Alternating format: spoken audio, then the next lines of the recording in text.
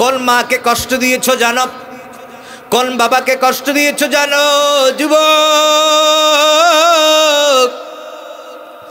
মা যদি তোমার বিরুদ্ধে আল্লাহর কাছে মামলা দায়ের করে, সেই মামলা আল্লাহ কবুল করে নেবে।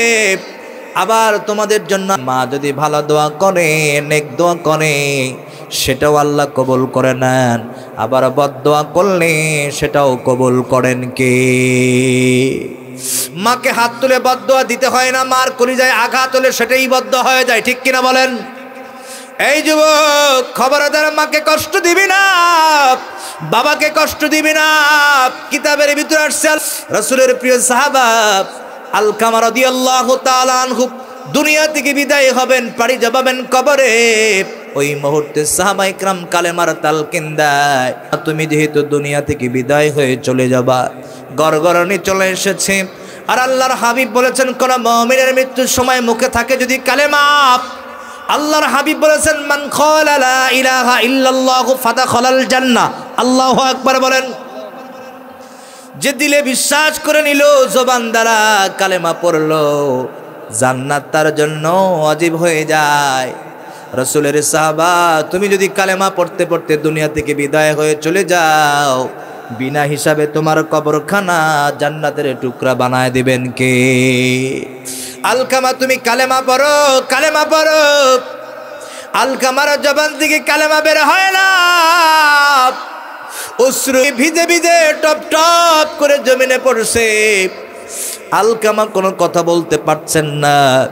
শেষ পর্যন্ত আল্লাহর হাবিব সাল্লাল্লাহু আলাইহি সাল্লামের কাছে খবর দেওয়া হলো, নবীদিকে বলা হলো, নবী গো, আপনার প্রিয় সাহাবা আলকামা জবান থেকে কালেমা বের হয় না। আল্লাহর হাবিব যেহেতু উম্মতের ব্যথায় ব্যথিত, আল্লাহর হাবিব নিজেকে কন্ট্রোল করতে পারছেন না, একটা দৌড় দিয়েছেন আলকামার বাড়িতে। সুবহানাল্লাহ পড়েন। আমার ভাইরা, আমার বন্ধুরা, আল্লাহর হাবিব 63 বছর জিন্দেগিতে ইয়া উম্মতি ইয়া উম্মতি ইয়া উম্মতি বলে জিন্দেগিতে কাটিয়ে দিয়েছেন, ঠিক কিনা বলেন? নিজের জন্য ভাবেন নাই, নিজের জন্য চিন্তা করেন নাই। পুরা 63 বছর জিন্দেগিতে ইয়া উম্মতি বলে কাটিয়ে দিল। আজকে সেই উম্মত নবীজির সুন্নত ছেড়ে দিয়েছে, ঠিক কিনা? ও প্রিয় হাবিব, পাগলেরই রাখছো কেন দূরে? ও প্রিয় হাবিব, পাগলেরই রাখছো কেন দূরে? পাগল হইল হাবশী বেলাল, পাইল তোমারে। পাগল হইল হাবশী বেলাল, পাইল তোমারে। ওই বেলালের মতো পাগল বানাও আমারে। প্রিয় হাবিব, পাগলেরই রাখছো কেন দূরে? ও প্রিয় হাবিব, পাগলেরই রাখছো কেন দূরে? পাগল হইল ওয়াসকরণী, জুব্বা দিলা তারে। পাগল হইল ওয়াসকরণী, জুব্বা দিলা তারে। আমি পাগলা কিছুই চাই না, চাই যে তোমারে। প্রিয় হাবিব, পাগলেরই রাখছো কেন দূরে? ও প্রিয় হাবিব, পাগলেরই রাখছো কেন দূরে? জোরে বলি মারহাবা, আরো জোরে বলি মারহাবা। আল্লাহর হাবিব সাহাবাদের জন্য যেমন পাগল পারা ছিলেন, সাহাবায়ে কেরাম নবীর জন্য ঠিক ততটুকুই পাগল পারা ছিলেন। আল্লাহর বান্দারা, আল্লাহর হাবিব সহ্য করতে পারলেন না। আলকামার কথা শুনে আলকামার বাড়িতে দৌড় দিলেন, চলে আসলেন। আলকামাকে বললেন, ও আলকামা, আমি নবী তোমার সামনে দাঁড়িয়ে আছি, আমি তোমাকে শিখাই দেই, তুমি আমার সঙ্গে কালেমা পড়ো। আলকামার চোখ থেকে শুধু পানি বের হয়, কিন্তু জবান থেকে কোনো কথা বের হয় না। আল্লাহর হাবিব বলেন, আলকামা,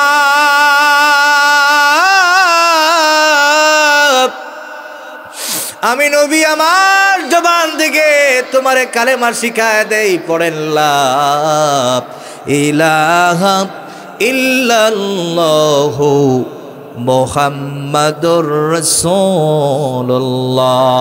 চিৎকার মেরে বলেন সাল্লাল্লাহু আলাইহি ওয়াসাল্লাম।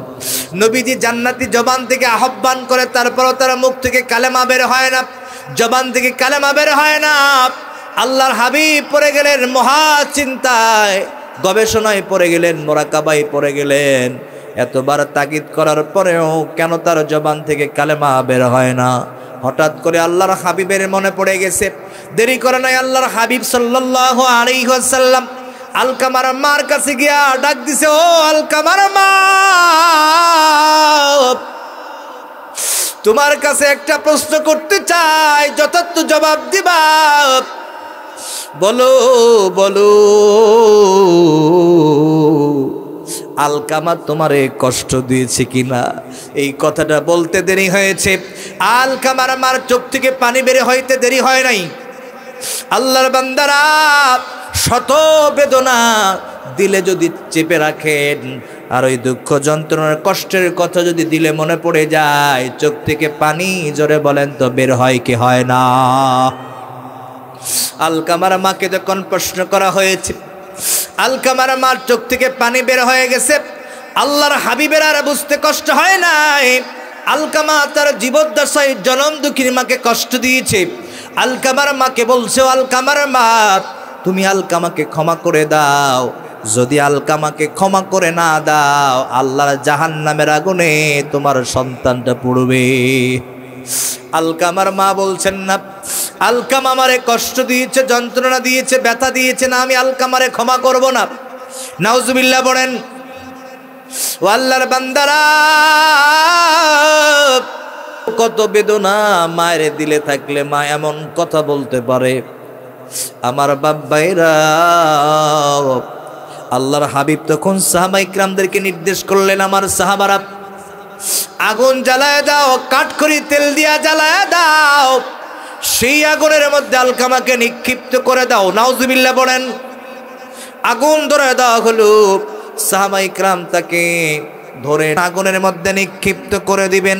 ইন্ডিবেন সময়ের মার চোখের সামনে কলিজার টুকরা সন্তানকে যখন আগুনের মধ্যে ফেলা হবে, মা চিৎকার মেরে ডাক দিয়ে বলেছেন, ও নবী, আমার চোখের সামনে আমার কলিজার টুকরা সন্তানকে আগুনে ফেলবেন না।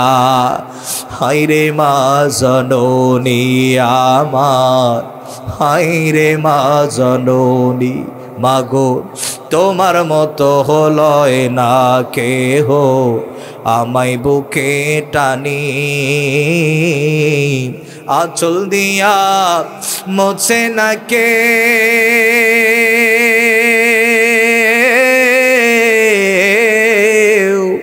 আঁচল দিয়া মোছে না কেউ আমার চোখের পানি। হায়রে মা জননী আমার, হায়রে মা জননী, হায়রে মা জননী আমার, হায়রে মা জননী, অনাদারে কাটে মাগো আমার জীবন, ভাগ্য দোষে রইল বাবা দূরেতে এখন, তুমিও নাই বাবাও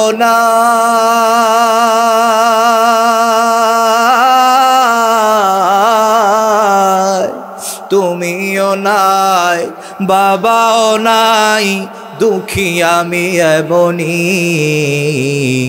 হায়রে মা জননী আমার, হায়রে মা জননী, হায়রে মা জননী আমার, হায়রে মা জননী। জোরে বলেন আমিন। আরো চিৎকার মেরে বলেন আমিন। মার সামনে কলিজার টুকরা সন্তানকে যখন আগুনের মধ্যে ফেলে দেওয়া হয়, মা নিজেকে কন্ট্রোল করতে পারেন নাই। আল্লাহর হাবিব সাল্লাল্লাহু আলাইহি সাল্লামকে বলেন, নবী গো, আমার চোখের সামনে কলিজার টুকরা সন্তান আগুনে পড়বে, আমার মার কলিজা সহ্য হয় না।